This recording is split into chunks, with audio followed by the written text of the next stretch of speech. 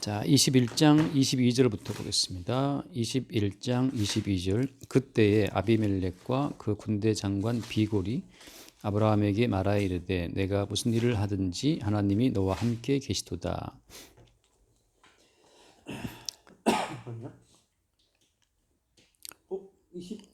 이제 23절. 21. 그런즉 너는 나와 내 아들과 내 손자에게 거짓되이 행하지 아니하기를 이제 여기서 하나님을 가리켜 내게 맹세하라.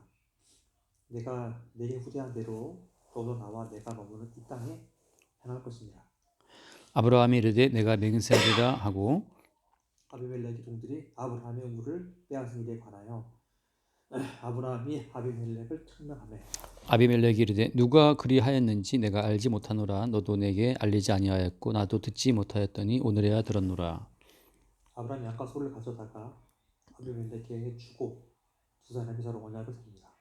아브라함이 7 암양 새끼를 따로 놓으니 아비멜렉이 아브라함에게 이르되 이 7 암양 새끼를 따로 놓으면 어찌냐. 아브라함이 이르되 너는 내 손에서 이 암양 새끼 7을 받아 내가 이 우물 판 증거를 삼으라 하고 두 사람이 거기서 서로 맹세하였으므로 그곳을 베엘세바라 이름하였더라. 그들이 브엘세바에서 언약을 세우며 아비멜렉과 그 군대 장관 비골은 떠나 블레셋 사람의 땅으로 돌아갔고 아브라함은 브엘세바에 에서 나무를 짓고 거기서 봉헌하신 여호와 이름을 불렀으며 그가 블레셋 사람의 땅에서 여러 날을 지냈더라. 아멘. 여기까지 보겠습니다.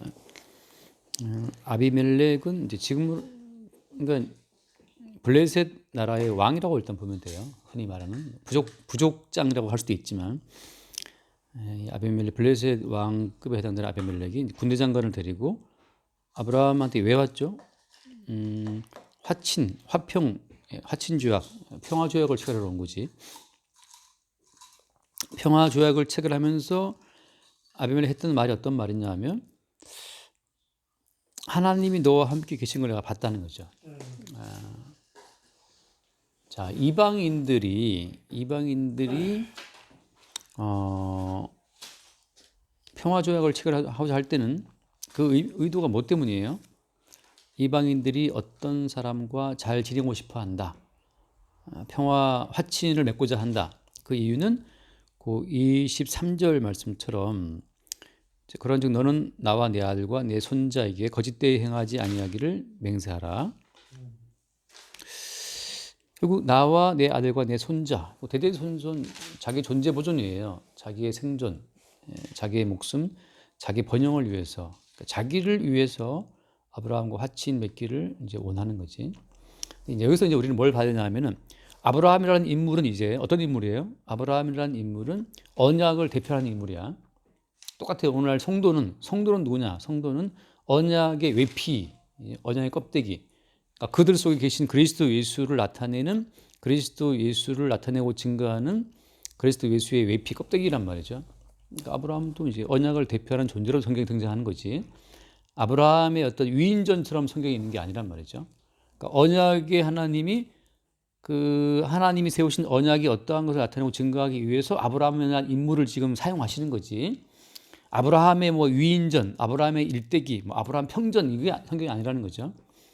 다시 말하면 이제 아브라함은 그래서 이 언약을 보여주는 어떤 존재고 언약의 증거자예요. 근데 아비멜렉이 그게 왔다라고 할 때는 이제 언약 앞에서 사람들이 보이는 반응을 지금 우리가 이제 보는 거라고. 자, 오늘로 치면 이 모든 언약은 다 무엇으로 이제 성취가 되고 실현됐어요? 네, 십자가죠. 새 언약이라고 하잖아. 내 피로 세운 새 언약이라는 하는 말씀처럼 이제는 구약의 모든 언약이 예수님이 십자가에서 완성하심으로써 이제 모든 언약은 십자가 사건으로 다 압축이 돼요. 십자가에 못 박히신 예수 그리스도가 언약의 주인공이니까. 자, 그렇다면 이제 이 아브라함은 오늘로 치면 누구를 대표하는 존재로 여기 있는 거예요? 예수님이죠. 네, 십자가 못 박히신 예수 그리스도를 대표해서 여기 있는 것이고 아비멜렉은 어때? 아비멜렉은 이제 이방인들을 대표하는 자로 서서 십자가에 죽으신 예수 그리스도를 어떻게 바라보느냐?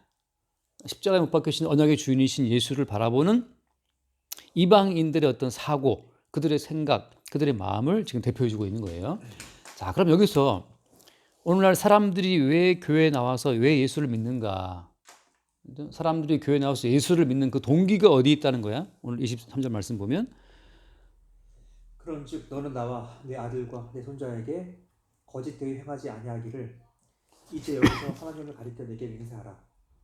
내가 내게 후대한 대로 너도 나와 내가 머무는 이 땅에 할 것이니라.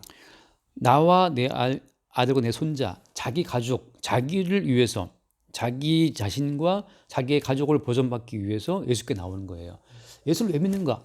내가 살기 위해서, 내 아들과 내 손자가 살기 위해서, 결국 자기의 생존, 자기의 번영, 자기의 어떤 부유해짐 뭐 그런 것을 그러니까 예수님께서 자기들을 후대해 줄 것을 바라보고 지금 나오는 거죠. 그러니까 예수 그리스도를 믿는 동기가 일단 자기 생존, 자기 유익이라고 하는 점. 그다음에 아브라함이 아비멜렉을 지금 불렀습니까? 아니죠, 그죠? 아비멜렉이 아브라함한테 지금 왔다고 찾아왔어요. 그리고 와서 친히 본인이 스스로 먼저 화친을 맺자고 지금 하고 있는 거라고. 다시 말하면 사람들이 왜 교회를 나오느냐, 왜 예수를 믿느냐, 자기 자신의 생존과 번영을 위해서 예수를 믿고자 하는 그것이 어떻게 보면 결국은 다 이게 성경에서 말하는 믿음이 아니고 자기 유익과 생존을 위해서 교회에 나오고 예수를 믿는 사람들을 보여주는 그냥 대표적인 그림이에요. 자, 여기서 이제 그렇다면 여기서 왜 언약의 대변자인 아브라함은 이 아비멜렉과 또 그래 내가 맹세하리라 하고 그 다음에 맹세를 하거든. 또 맹세하고 이제 언약을 맺어. 언약을 맺고 조약을 체결한단 말이죠.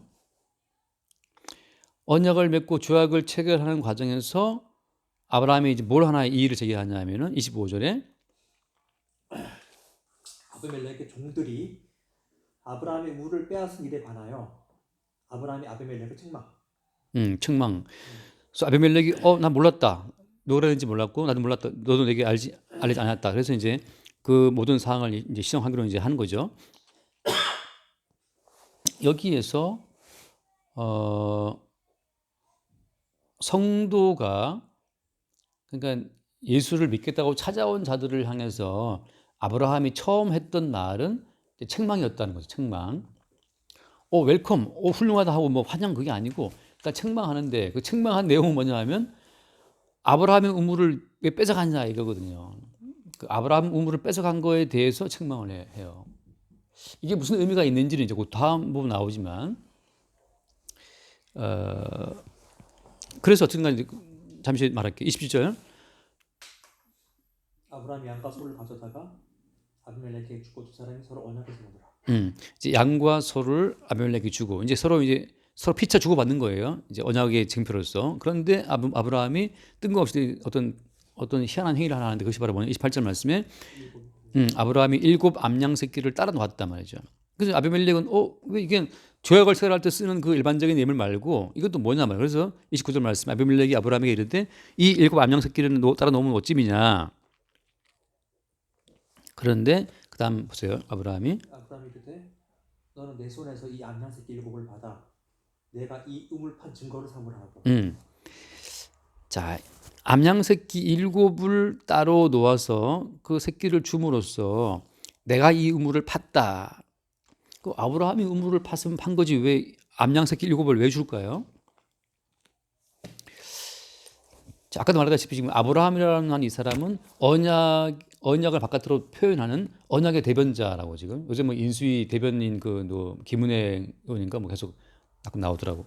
아브라함은 자기 의견, 자기 생각을 막 표출하는 자가 아니고 항상 주님께서 언약을 나타내고 증거한 용도로 아브라함을 쓰고 있는 과정 중에 있는데 그래서 지금 하나님께서는 아브라함을 통해서 7 암양 새끼를 통해서 이 우물을 팠다. 누가 팠다? 내가 팠다. 아브라함이 팠다는 거죠. 근데 아브라함이 우물을 팠다라고 말할 때 이 아브라함이 우물을 팠다고 하는 것은 이제 지금 무엇을 깔고 말하는 거겠어요? 앞에 봤다시피 계속해서 지금 아브라함은 지금 뭘 보여준 거냐 하면은 이 우물을 판 것은 내가 내 힘과 내 지혜로 이 우물을 판 것이 아니고 우리 가족에게 이삭이라고 하는 어떤 새로운 존재를 우리 집안에 보내주신 그 보이지 않는 하나님에 의해서 내가 이 우물을 팠다라고 하는 그 증거로 7 암양 새끼를 내보여주는 거예요. 지금 아브라함은 뭘 보여주는 거겠어요, 지금? 아브라함은 자기가 여기 있는 이 모든 그 삶의 터전이라고 하는 거, 우물을 팠다. 이거 사실 우물은 이제 그 당시에 고대 근동 아시아에서는 우물은 거의 생명의 원천이거든. 우물을 중심으로 해서 마을이 쭉 형성이 돼요. 우물이 없으면 다 죽어버리니까 거기는 메마른 지역이라서. 이게 생명의 원천인데 아브라함이 생명의 원천을 얻은 것은 내게 있지 않고 일곱 암양 새끼로 표현되는, 그죠?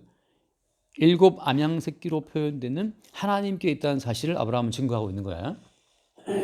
자, 이 사실에 대해서 아비멜렉은 이해를 해 못해? 못하겠죠. 이해를 못해요. 그래서 이거 왜 놓냐 모르는데 아브라함은 아는 거지. 자, 여기서 이제 절대적으로 이해가 안 가는 이방인과 언약 백성 사이에 교류가 안 되는 하나의 주제가 있어요. 그 주제가 바로 뭐냐 하면 일곱 암양 새끼라고 하는 희생 제물에 근거해서 나는 이 우물을 팠다라고 하는 것. 이 고백이 택한 백성, 언약 백성의 고백이고, 이게 어찌미냐? 이걸 왜 놨다? 이거 무슨 이유냐 이게? 보이지 않는 하나님의 희생이라고 하는 부분은 생각하지 못하고 이해하지 못하고, 다만 보이는 아브라함과 보이는 아비멜렉과 보이는 사람과 사람 사이의 관계방 속에서 이루어진 일이라고만 이걸 해석하는 그 안목이 이게 이방인의 안목이라고 하는 거죠. 이게 왜 중요하냐면 그 뒤에 보면 나오지만, 그래서 그 우물 이름을 뭐라고 지어요? 예, 부엘세바. 그 뜻은 맹세 우물, 맹세 우물이라고. 여기서 맹세했는데 이 맹세 우물이라는 이 부엘세바라고 하는 것은 그래서 언약 백성과 그 택함 받지 못한 이방인을 가르는, 분류하는 그 기준점으로 쓰이는 거예요. 일곱 암양 새끼로 나타나고 구체화된 이 부엘세바, 맹세 우물이라고 하는 것이, 이 우물은 누가 팠다? 아브라함이 내가 팠다. 네가 파서 네가 판 거지 왜 암양 새끼를 왜 넣느냐 이건 말이라. 이건 내가 팠지만 사실은 내가 판 것이 아니고 어떻다? 예, 하나님께서 희생 제물로 표상화된 하나님의 은혜로 판 것이다라고 하는 걸 이제 드러내는 거예요. 이렇게 내가 말하는 그 이유는 뭐 때문이냐면, 그래서 결국 이제 그 뒤에 봅시다. 32절. 그들이 브엘세바에서 언약을 세우매 아비멜렉과 그 군대 장관 피골은 떠나 블레셋 사람의 땅으로 돌아갔고. 아브라함은 브엘세바에 에셀 나무를 심고 거기서 영원하신 여호와의 이름을 불렀으며 그랬거든요. 영원하신 여호와의 이름 불렀다. 어디서? 브엘세바에서. 이제 이 브엘세바라는 지명은 앞으로 수없이 나와요. 어떻게 나오냐 하면은 이스라엘 땅, 약속의 땅이라는 것을 이렇게 한정할 때 약속의 땅의 범위가 어디까지 들어본 적 있어요? 가나안 땅, 약속의 땅이라고 할 때는 그 땅 자체가 북쪽은 단이야, 남쪽은 브엘세바고, 그러니까 단에서부터 브엘세바까지 이것이 항상 약속의 땅으로 언급되는 그 지역의 경계선이에요. 단에서부터 브엘세바까지. 단은 북쪽 지방이야. 가봤는데 요즘에 이제 텔단이라고 불리더라고. 근데 여기 단이라는 그 지역은 그 위에 있는 헤브론산, 그 헤브론산에서 그 녹아내린 만년설 같은 그 녹아내린 그 지하수가 이 단 지방에서 막 솟아오르는데, 내가 갔을 때는 진짜 강원도 그 시골 산골에 물 흐르듯이 물이 막 콸콸콸 흐르는데, 야, 여기 지금 이스라엘 땅 맞나 싶더라고. 너무 물이 맑고 시원한 물이 막 흘러나와요. 숲이 우거져 있고. 거기가 헤브론산의 그 지하수가 막 나오는 곳이거든, 단이라는 곳이. 남쪽 지방 경계는 부엘세바인데 정말 부엘세바는 척박해요. 우물 몇 개 있고 나무, 에셀나무라고 하더라고. 봤는데 나무가 있긴 좀 있어요. 다시 말하면 약속의 땅의 경계선은 단에서부터 부엘세바까지. 그 말은 무슨 말인가 하면 약속을 나타내고 증거하기 위해 존재하는 땅, 다른 말로 말하면 어린 양 예수님의 희생으로 주어지는 약속의 땅을 말할 때 부엘세바까지. 그 부엘세바에서 어떻게 돼요? 부엘세바에서 아비멜렉은 떠나갔어. 자기 땅으로 돌아갔다는 거지. 부엘세바에서 맹세의 우물을 딱 파놓고 나서 이 맹세의 우물을 내가 봤다라는 것을 네가 잊지 말아라. 하지 말라면 아브라함의 존재의 근원은 일곱 안양 새끼라고 하는 것으로 이게 형상화되어 있는 거예요. 아비멜렉이 증거하는 거지. 나의 나됨은 내게 있지 않고 어디에 있다? 일곱 안양 새끼를 아비멜렉에 각인시킴으로 말미암아서 우리의 우리됨이 우리에게 있지 않고 보이지 않는 주님께 있다는 사실을 이게 증거하는 거예요. 그 차이야. 지난주에 하갈을 말했잖아요. 하갈과 이스마엘과 아브라함과 사라 집안 차이점 어디에 있어요? 속에 자손? 예, 약속의 자손인데 약속의 자손이라고 하는 그 증거는 뭐지? 약속의 자손이라는 증거는 다 예수 믿는다고 그러니까. 다 예수 믿고 다 십자가 다 말하니까. 다 예수 믿고 다 십자가 말하고 있는데 그 사람이 정말 십자가를 믿고 예수를 믿는 약속의 백성인지 아닌지를 알 수 있는 그 증거는 뭐겠어요? 그 증거는? 그 증거는 뭐냐 하면 내가 믿는 예수에 의해서 내가 죽임을 당해야 돼, 이게. 자, 내가 믿는 예수를 내가 먼저 죽여야 되고 그다음에 내가 죽인 예수에서 내가 죽임을 당하는 이 관계성. 다시 말해서 내가 곧 예수를 죽인 죄인이고 그 예수는 어때? 그 예수는 나를 죽이는 과정으로 오셔서 나의 주인으로 와야 돼요. 두 개의 주인은 있을 수 없어. 내가 죽인 그 예수가 사람을 살아나 버렸네. 살아나신 그분이 내게 와서 나를 죽여요. 그리고 나의 주인이 돼요. 그게 말하자면 사라의 태를 죽여요. 사라의 태를 죽이고 사라가 웃었거든. 사실은 사라가 비웃었다고. 안 믿었어. 사라도 안 믿어. 근데 주님께서는 그 사라 속에 생명을 만들어내시지. 그러면서 하시는 말씀이 뭐냐면 니들이 살아있는 게 아니야. 살아있는 너희들은 사실은 죽은 존재라는 거죠. 그 뭘 알 수 있어요? 태를 끊어버림으로. 구약시대에 태가 죽었다는 말은 뭐냐면 이제 너희들은 이제 끝난 거예요. 아이를 못 낳는데 어떻게 살아? 아비멜렉 집안 저주가 그때 왜 임했어요? 태가 닫히면 저주거든. 그러니까 구약시대 여인들이 항상 태 아이 낳는 것 때문에 그 신경 쓰는 이유 뭐 때문이겠어요? 태가 닫히면 죽는 거란 말이지. 그러니까 사실 아브라함과 사라는 죽은 자였지. 그 죽은 자 속에 주님께서 생명을 만들어냈다고. 다시 한번 말할게요. 약속의 백성의 근거는 뭐냐 하면 첫 번째, 내가 먼저 예수를 죽였다. 그러니까 네가 예수를 죽인 죄인이야. 뭘 바라고 뭘 기대해. 네가 십자가에 못 박아라 외쳤던 그 군중 가운데 하나고 네가 예수를 죽인 자고 네가 베드로처럼 예수를 3번이나 부인한 자고 심지어 어때? 막 저주까지 하면서 부인했다고. 그러니까 언약 백성은 뭘 아냐 하면 내가 바로 예수를 팔아먹은 자요. 내가 예수를 부인한 자요. 내가 예수를 죽인 자라는 사실을 아는 것이 첫 번째 특징이고 두 번째는 내가 죽인 그 예수가 웬걸 이게 살아났네. 살아나서 오늘 내게 와서 이제 내가 알던 내 세계를 끝내는 거예요. 내가 살아서 내 이성과 내 힘과 내 지혜로 내 인생 만들어 나가는 거지라고 했는데 이게 내가 죽인 예수가 살아나와서 내 세계를 완전히 부정하고 나를 죽여버리는 거지. 그래서 바울이 한 말이 어떤 말이에요? 내가 바울이 했던 고린도전서 15장에서 그 정확한 워딩을 보자면은 고린도전서 15장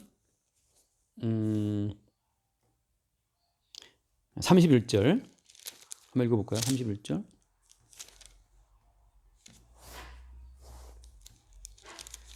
형제들아, 내가 그리스도 예수 우리 주 안에서 가진 바 너희에 대한 나의 자랑을 두고 단언하니 나는 나보다 주노라. 네. 하도 바울이 야, 나의 자랑이 하나 있다. 이 자랑이 뭐냐면 이게 택함받은 언약 백성의 자랑이에요. 택함받았는지 언약 백성 어떻게 아느냐? 다 예수 믿는데, 다 십자가 믿는데, 다 말은 하는데 그 사람이 택함받았는지 어떻게 아느냐 하면 바울이 말한 것처럼 나는 날마다 죽는다. 이게 증거예요. 그러니까 매일 살아계신 예수에 의해서 살아있다고 생각하는 내가 죽임당하는 사건. 근데 이걸 본인이 만들었냐고? 아니거든. 그게 아니고 본인이 만든 게 아니고 그 30절 말씀 보면 또 어찌하여 우리가 언제 위험을 무릅쓰려 하면서 32절에 내가 사람의 방법으로 에베소에서 맹수와 더불어 싸웠다면 내게 무슨 유익이 있으리요?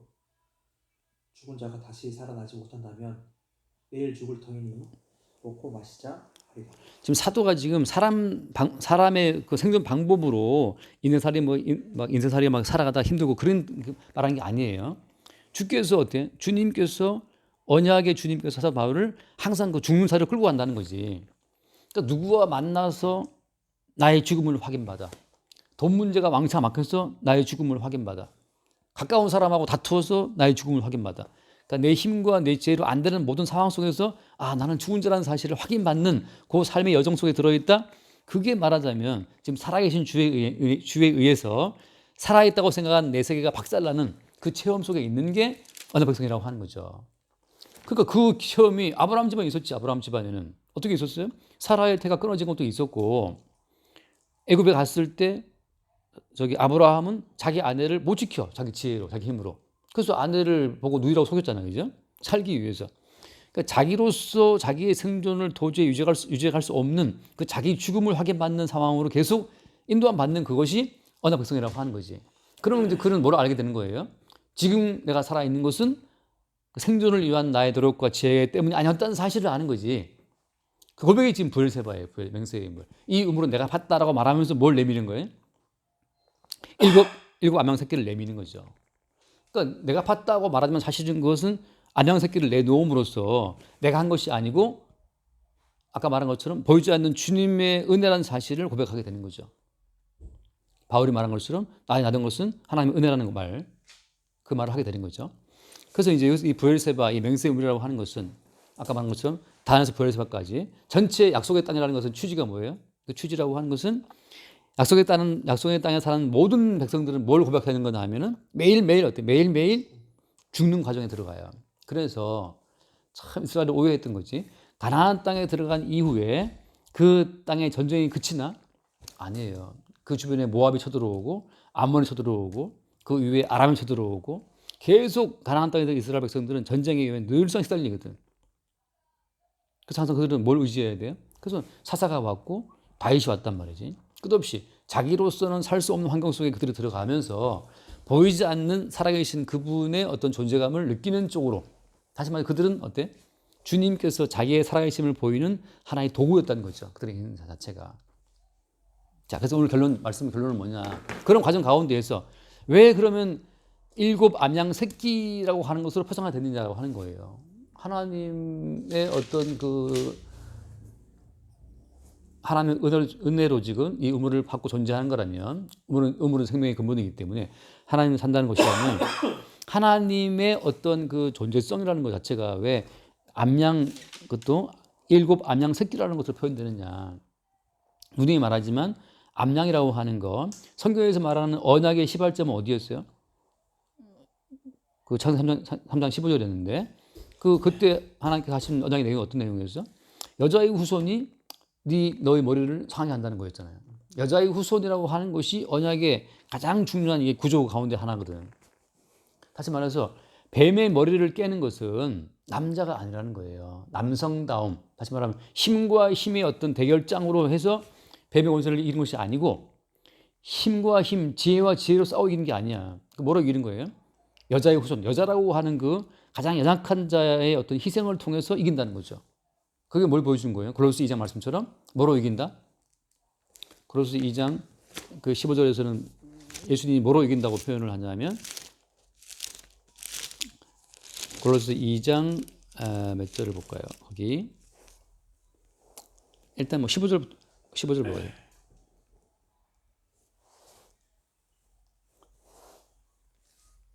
이 장 15절.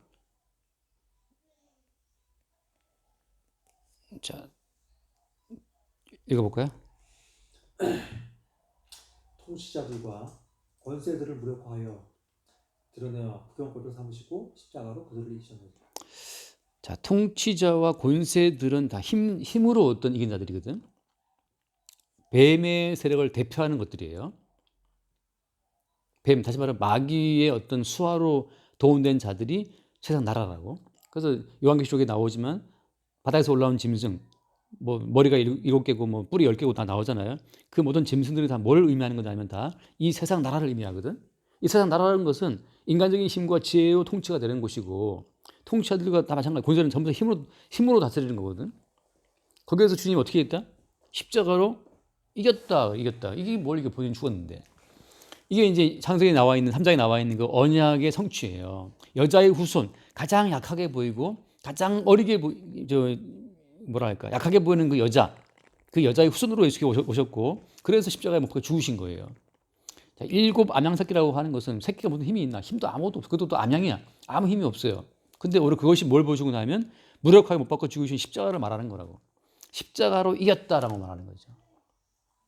십자가로 이겼다는 것은 뭘 말하는 거죠? 이게 뭘 의미하는 거예요? 세상의 실상을 말해주는 건데 세상은 힘에 취해서 힘이 있으면 사는 줄 알거든. 그게 오해거든요. 한번 물어볼게요. 힘이 있으면 태양을 떠오르게 할 수 있나? 힘이 있으면 모든 지구에 산소를 공급할 수 있나요? 없어요. 힘이라고 하는 것은 인간을 속이는 가장 좋은 미끼가 힘이야. 재산이 10조 원이 있으면 그 10조 원의 그 힘이 있으면 사나? 아니에요. 사람들이 그 돈에 속아. 그 돈의 환상에. 주님께서는 십자가에 못 박혀 죽으시면서 너희들이 지금 사는 삶의 원천은 너희들의 힘과 지혜로 사는 것이 아니고 대신 죽은 어린 양의 희생에 근거해서 주어지는 자원으로 산다는 것을 말씀해 주고 있는 거지. 누가 그러니까 이게 사실은 세상의 모든 원천 자체가 이게 권세와 통치자들 그 힘에 의해 사는 것이 아니고 뭐였냐면 힘없이 대신 죽으신 여자의 손으로 오신 예수로서의 희생에 의해 산다고 하는 그것이 이 세상에 보이는 세계의 그 껍데기를 들치면 그 속에 숨어 있는 이면에 숨어 있는 비밀이야. 비밀이에요. 그래서 이방인들은 단지 와서 아브라함이 뭔가 모르지만 아브라함 힘이 있어 보여. 화친을 청해. 단지 보이는 힘만 바라보는 거죠. 근데 예수님도 마찬가지. 처음에 뭐 오병에 향할 때는 다 몰려왔거든. 나중에 다 돌아가 버리잖아요. 그래서 근데 그들이 버림받은 이유 뭐 때문이에요? 근데 보이는 힘에 속아 가지고서 이 보이지 않는 세상의 생명의 원천 되신 예수를 모르기 때문에 그들은 망하는 거고 지금 아브라함과 이삭은 매일매일 어때요? 자기의 힘이 꺾이고 자기의 힘이 죽임 당하고 자기 생명의 원천이 그냥 빵꾸 나는 펑크 나는 그 상황 속에서 어때? 이 보이지 않는 힘의 생명의 원천이 우리의 힘에 있는 것이 아니고 타고난 우리의 어떤 그 자궁의 힘이죠. 사라 같은 경우에 거기에 있는 것이 아니고 이게 대신 희생당하는 어떤 어린 양의 희생의 근거에서 지금 우리가 사는 것이구나를 보게 되는 사람들이 언약 백성이라고 하는 거지. 그 차이예요. 그러니까 십자가를 말하면서 힘을 키운다? 그건 스스로 속는 거죠. 오히려 십자가를 말하면서 본인이 그 십자가에 죽임을 당하는 과정 속에서 그 막 억센 자기의 힘이 오히려 저희 밀침을 당하고 그 대신 죽으신 어린 양의 그 작은 희생에 눈뜨게 되는 그것이 언약 백성의 특징이라고 하는 거죠. 아멘. 그렇게 해서 브엘세바라고 하는 이 약속의 땅의 지경이 딱 정해진다고 하는 거. 이 약속의 땅 경계선이야, 이 브엘세바가. 브엘세바 그 맹세 음모를 기점으로 해서 딱 갈라져요. 무엇이? 버림받는 힘만 추구하는 저 이방인들과 보이는 힘이 매일 부정당하면서 오히려 어린 양의 희생으로 산다고 하는 걸 박해한 자들 그렇게 갈라진다고 하는 거죠. 언약 백성이. 언약 백성과 이방인을 가르는 그 경계선에 브엘세바 거기에 뭐가 있다? 맹세 우물이 있다. 거기에 이제 에셀나무. 나무를 세운다는 것은 이제 나무를 심었다는 것은 이제 그 땅에 뿌리를 박았다는 거예요. 이제 주님이 그 땅에 뿌리를 함께 하시는 거거든. 이 땅에 뿌리를 내린다. 무엇이? 그 맹세의 우물이. 다시 말하면 일곱 암양 새끼로 말미암아 그 형상화된 그리스도 예수의 은총으로 세워지는 나라가 여기에 뿌리 박혀 세워진다는 걸 보여주는 것이 이제 에셀나무가 되는 거죠. 이렇게 여기까지 합시다. 오늘 조금 길게. 되게 짧았던 것 같은데. 27분 했어요. 그러니까. 자, 그럼 기도하고.